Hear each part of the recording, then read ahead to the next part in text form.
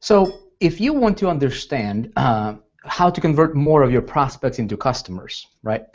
Or take a step back, if you want to understand how to convert more of your visitors into prospects and then ultimately prospects into customers, you need to understand what the number one buying emotion is. Okay, what's number one emotion that that makes people to respond and take action on things. Okay, especially buying. And that number one buying emotion, my friend. Well, let me ask you this: what do you think that is? Any ideas?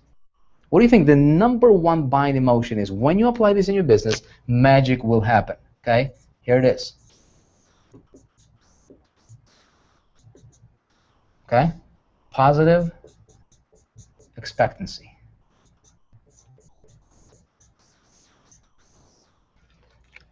When I discovered this by accident, really, and the way I discovered this was I was teaching people, and in my quest to simplify things as I was teaching people early, when I was first getting started and just kind of my first breakthroughs in this, in the business of building a business on the internet, I've discovered something that later on, as I kind of engineered or reverse engineered what was working for me, I found out that the more positive expectancy I created in my marketing, the higher my conversions turned out to be. Okay, simple again. Proof is in the pudding for you as well, right? People who were, we launched this product called Internet Traffic Formula, and you might have seen that. And people, in the pre-launch phase, the reason that this product did so well, okay, the reason this product did so well, and by the way, if you did not see all of the pre-launch videos, you can actually check them out. I suggest you go, find them and watch them. But the reason this product did so well, okay, we did over $3.2 million in a span of about 5 days. Okay, in 5 days, generated $3.2 million in commissions. Okay, in sales, actually. The biggest part, or the biggest thing that made that happen, okay, was positive expectancy.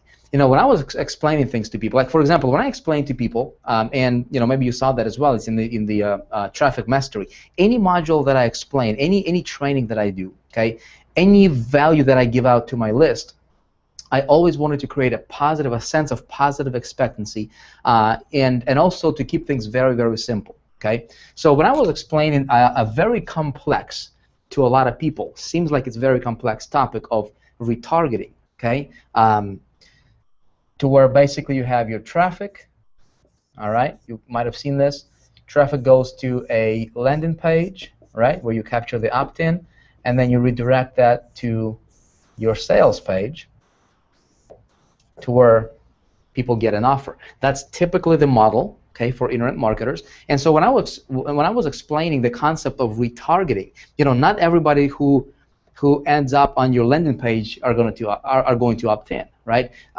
There is about, industry average is about 20-25% opt-in rate here. Of course, the stuff that we teach, in the capture mastery of this course and the stuff I'm teaching you right now, right, throughout this course is going to allow you to increase that exponentially. But still, there are, let's take an average opt-in rate of about 20%. That means that there is 80% of people, right, that you pay money for to get to your landing page are just going to leave without opting in.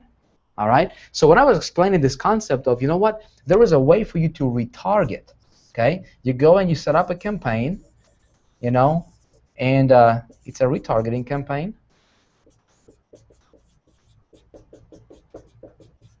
All right. And so what we do is, as soon as people land on your landing page here, they are automatically being placed a pixel from a retargeting campaign, so that way they see your ads all over the web, and you're building a cloud, you're building like a following, like another list of prospects that you are now following on the internet and bringing them back to your landing page for those people who did not opt in. Okay, so when I break it down like that to people, people go, you know what? I can see how that can work, right? Maybe you had that same experience. when you first saw me explaining this. Like in the beginning, it looks like it's confusing, but when you explain it and you simplify it, see, it creates something called positive expectancy. So all of a sudden, and then what I do is I take a step further and I log into a retargeting account, right? And I just say, hey, here's how you do it, right? Blah, blah, blah, boom, boom, boom. People get it. And even though they might not do it right away, okay, even though they just watch a video, because I explain it in a way that makes sense to people. Keyword here is it got to make sense, okay? When you can, whatever you do in your business, okay, when you bring value to your marketplace, when you bring value to your subscriber, when you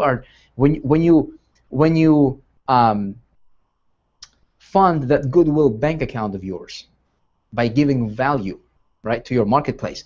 See, when you do that, right, and you do that in a way that is simple for people to understand, okay, you send out a whether it's a market, whether it's a video, okay, whether it's a PDF, whether you do a teleconference or a webinar or a Google Hangout, whatever, right, and you explain a concept, you want to do this. You want to put it in a framework, okay? You want to put a framework around a concept that is simple for people to understand. Make sense? See, when you do that, you will create positive expectancy in your marketing, and it just makes sense to people. And when it makes sense to people, even though they haven't tried it, even though they never ever did it before, there is something in their head that says, you know what, I can see how I can do that. If you can get your prospect to say, you know what, I can see how I can do that, you've got it. Okay? So think about this idea. Again, this is another $1 million idea for your business.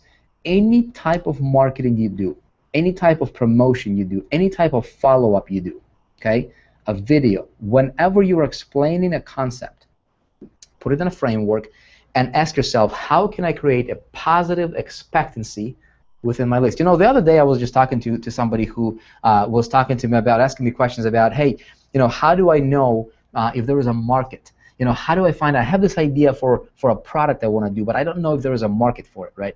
And he was a fairly new to marketing. I mean, he was an offline business owner, and he was fairly new to this whole online marketing thing. And I was talking to him. I have another course called High Traffic Academy, and so he was looking at about seeing how we would work for his business, right? And so what I did is I said, let's jump online right here. Let me show you something, okay? So what we did, let me take you online here and I show you something very, very simple. I showed him, okay? I took him over to, as you can see here, Google Keyword Planner. Okay, Google Keyword Planner. You can just Google it. It's available. It's a free tool. I'm sure you probably heard of it. I told you about that. I showed that to you before in other videos. All right, but Google Keyword Planner is essentially where we can go to find out how many people are searching for a particular keyword out there on Google. Okay, so I just took him here and I said, let's check it out. Okay, so his product was, I think he was selling men's clothes. So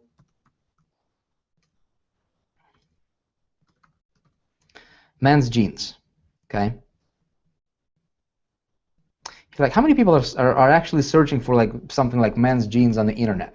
Okay, if is there a because he has one of these stores where he sells high-end kind of clothing. Okay, and so I said, look, we can actually search by average monthly. Okay, for the words jeans, okay, high-waisted jeans, all right, boyfriend jeans, men's fashion, Wrangler, all these different types of jeans, right? If you want to compete against these people, here's how many people are searching for those particular keywords, okay? And so all of a sudden he goes, wow, that makes sense. You see? So when he is marketing men's fashion, right, or men's clothing, higher end clothing, right, he wants to know what his competitors are. He wants to know how many people, if there is anybody searching for stuff like that on the internet, right? Now he knows that I can go to Google Keyword Planner and I can just type in any keyword I want, right? That's relevant to whatever I'm doing, and I can see if what the market is and what people are searching for, and it actually gives me other relevant blue jeans and other relevant keywords that will give me an idea what is the most searched keyword in that category is. Okay, so that created a sense of positive expectancy with the guy. Does that make sense? Okay, again, I want to keep it very simple for you, my friend. I don't want to take too much time because this topic should not be complicated. All right, it's a very simple concept. Anytime you do marketing, anytime that you deliver your value, which I'm going to talk about, how do you do that? One other thing that's very, very important as you engineer positive expectancy in your business, okay? It's very important for you to position yourself as a marketer, as somebody who is a figure of authority, okay? Figure of authority. Very, very important. There is a lot of marketers. There is a lot of competitors. There is very, very few authority figures in your niche. You want to be that person, okay? How do you become that? I'll show you that in the next video. All right, see you there.